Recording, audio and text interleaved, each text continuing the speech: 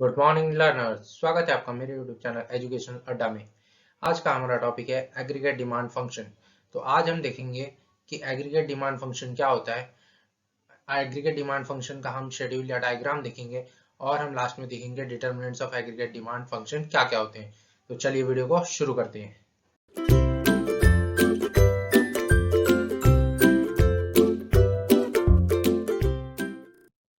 सबसे पहले aggregate demand function. तो देखिए, the concept of aggregate demand function and aggregate supply function are integral part of JM Keynes theory. तो जो professor JM Keynes थे, उन्होंने एग्रीगेट डिमांड फंक्शन और एग्रीगेट सप्लाई फंक्शंस को अपने थियरी में इंक्लूड किया था। तो अकॉर्डिंग टू केनीस क्या है, unemployment is due to lack of aggregate demand. जो अनएम्प्लॉयमेंट होता है वो क्यों होता है? क्योंकि एग्रीगेट डिमांड लैक करता है। तो इसके लिए क्या है, employment can be raise by increasing the level of aggregate demand. इसलिए कंट्री की जो एम्प्लॉयमेंट है वो कैसे रेज किया जा सकता है? Through increment of aggregate demand. तो अब हम देखेंगे एग्रीगेट डिमांड फंक्शन क्या कहता है। तो the aggregate demand function refers to the amount of money which the entrepreneurs expect to receive from the sale of output produced at a particular level of employment. तो aggregate demand हमें क्या बताता है कि वो मनी जो कि एक एंटरप्रेन्योर एक्सपेक्ट करता है अपने सेल ऑफ आउटपुट, यानी जो उसने प्रोड्यूस किया है उसके सेल से जो मनी वो प्रोड्यूस एक्सपेक्ट करता है eight a particular level of employment, उसे हम एग्रीगेट डिमांड फंक्शन कहते हैं। ये थियरी हमें जेएम केनीस के general theory of employment interest and money के बुक में दिखता है। तो अब हम देखेंगे डायग्राम, देखेंगे हम एग्रीगेट डिमांड फंक्शन का। देखिए, ये है हमारा एग्रीगेट डिमांड फंक्शन का डायग्राम। तो ये है एग्रीगेट डिमांड फंक्शन की कर्व। हमने y एक्सिस पे एग्रीगेट डिमांड फंक्शन लिया है और x एक्सिस पे हमने आउटपुट यानी रियल इनकम लिया है। तो देखिए, एग्रीगेट डिमांड फंक्शन क्या बताता है। द एग्रीगेट डिमांड कर्व और aggregate demand function as Keynes calls is a schedule of proceeds expected from the sale of output. देखिए, ये क्या है? प्रोसीड्स है सेल ऑफ आउटपुट, यानी जो आउटपुट है उससे जो सेल होता है and resulting from varying amount of employment. तो जो हम वेरिंग अमाउंट ऑफ एम्प्लॉयमेंट लाते हैं तो उससे जो आउटपुट यानी रियल इनकम पे जो फर्क पड़ता है उसे हम एग्रीगेट डिमांड फंक्शन या एग्रीगेट डिमांड कर्व के रूप में जानते हैं।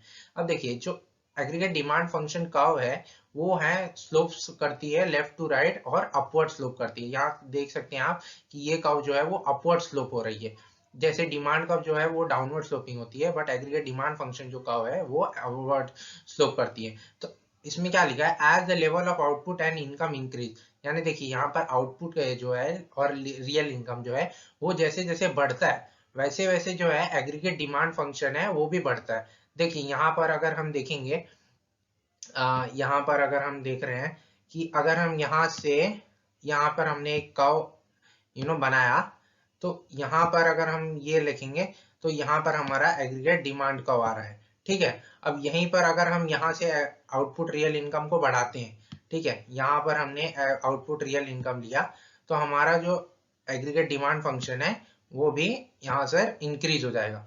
तो ये हमारा हो गया एग्रीगेट डिमांड फंक्शन। तो ये कर्व जो है वो हमें बताता है कि जैसे जैसे हमारा आउटपुट रियल इनकम बढ़ेगा वैसे वैसे हमारा लेवल ऑफ एम्प्लॉयमेंट भी बढ़ता है। अब आगे हम देखेंगे हमारे डिटर्मिनेंट्स क्या क्या है एग्रीगेट डिमांड का। ओके, तो देखिए, हमारा determinants of aggregate demand function जो है वो हमें क्या बताता है कि सबसे पहला हमारा डिटर्मिनेंट है कंजम्पशन। तो देखिए, जो कंजम्पशंस हैं वो कंजम्पशन क्या होते हैं, consumption expenditure by household is the major component of aggregate demand. और ये क्या होते हैं, डिस्पोजेबल इनकम होते हैं, is equal to personal income minus tax rate, हमारा डिस्पोजेबल इनकम। तो जैसे जैसे हमारा कंजम्पशन बढ़ता है वैसे वैसे हमारा एग्रीगेट डिमांड बढ़ता है।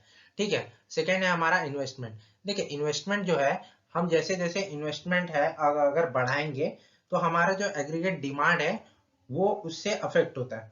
ठीक है, तो इन्वेस्टमेंट का मतलब क्या होता है कि addition to the physical stock of capital. तो ये हमारा इन्वेस्टमेंट है।